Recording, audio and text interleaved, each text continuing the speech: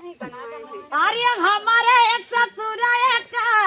आर्य टीका बनवावे आर्य टीका हो गया अपना अरे सोनार हो गया सपना सैया हो गई गुलाबी के फूल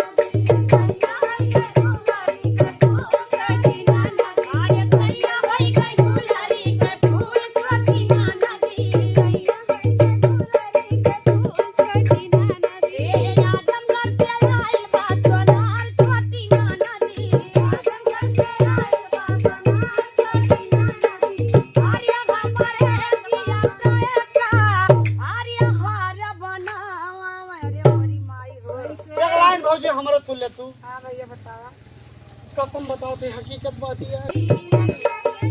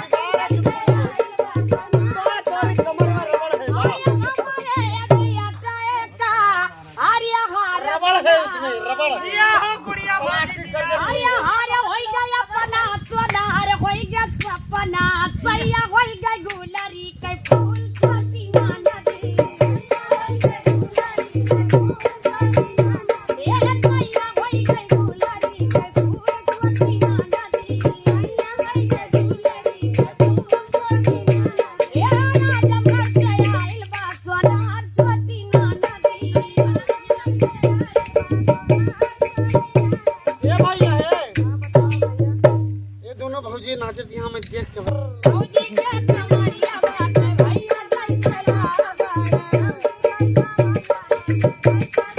अरे भौजी कई का मारिया बात भैया जैसे राबर और लाखों तीरन बाज बाटे यही मखाबर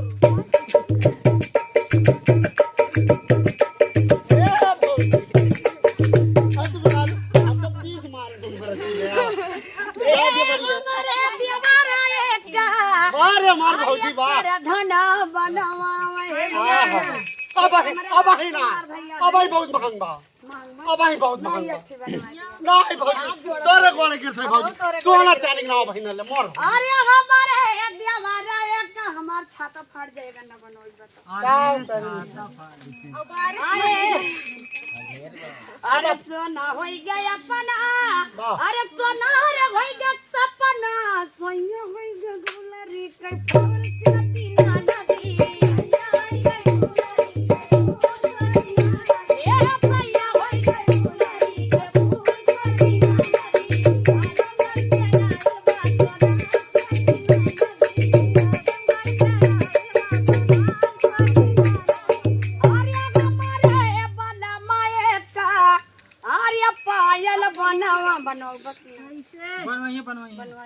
बनवाओ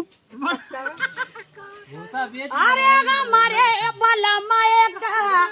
अरे पायल बनवावे अरे पायल हो गया अपना अरे सोनार हो गया सपना और सैया हो गया गुलरी के फूल